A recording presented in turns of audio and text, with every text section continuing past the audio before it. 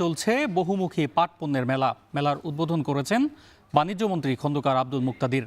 মেলার বিস্তারিত জানাতে সরাসরি যুক্ত হচ্ছেন সহকর্মী ইমদাদুল আজাদ। ইমদাদ, জানাবেন মেলায় কি কি পণ্য পাওয়া যাচ্ছে আর এই মেলা কতদিন চলবে?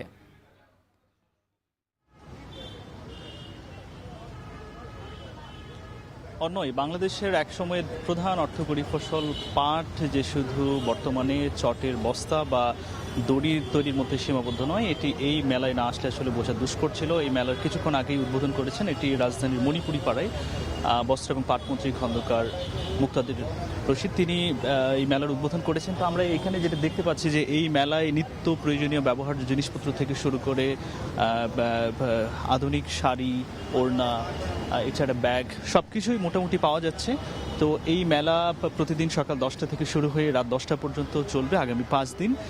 এই মেলায় বেশ কিছু স্টল আমরা দেখতে পাচ্ছি, খুবই দৃষ্টিনন্দন স্টল। প্রতিটি স্টলই বাণিজ্য মন্ত্রী বেশ কিছু কথা বললেন যে স্বাধীনতার পরপরই পাট দেশের প্রধান অর্থকরী ফসল ছিল। তখন রেমিটেন্সের বড় একটি অংশ আসতো এই পাট শিল্প থেকে। বর্তমানে পাট শিল্প বর্তমানে একেবারেই ধ্বংসের পথে, এই রপ্তানি আয় নেই বললেই চলে। তিনি বললেন যে এই শিল্প থেকে কীভাবে 5 থেকে 7 বিলিয়ন ডলার উপার্জন করা যায় সেই ব্যাপারে সরকারের পরিকল্পনা রয়েছে। এছাড়া প্রাথমিকের শিক্ষার্থীদের আগামী কয়েক বছরের মধ্যে পাটজাত দ্রব্য থেকে জুতা দেওয়া হবে, ব্যাগ দেওয়া হবে, সেই বিষয়টিও তিনি বললেন। এছাড়া অধিকাংশ পাট কল আপাতত বন্ধ হয়ে আছে। রাষ্ট্রায়ত্ত যে পাট কলগুলো ছিল সেই পাটকলগুলোর ব্যাপারে বাণিজ্যমন্ত্রী বললেন যে এইগুলো কিভাবে বেসরকারি মালিকানায় ছেড়ে দেওয়া যায়, যেন তারা বিদেশি বিনিয়োগ বা দেশি বিনিয়োগ বা তাদের নিজস্ব বিনিয়োগে এই পাটকলগুলো যেন সচল থাকে, আবারও যেন দেশের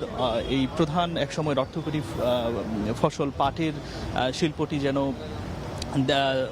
অন্যতম একটা রেমিটেন্সের মাধ্যম হয়, সেই ব্যাপারে বাণিজ্যমন্ত্রী তথা বস্ত্র এবং পাট শিল্পমন্ত্রী এবং প্রতিমন্ত্রী ছিলেন, তারা দুজনে এই বিষয়গুলোতে আলোকপাত করলেন। আমরা এখানে দেখতে পাচ্ছি বেশ কয়েকটি স্টল আছে। প্রত্যেকটি স্টলেই সাধারণত যেমন ব্যাগ রয়েছে, তেমনি শাড়ি থেকে শুরু করে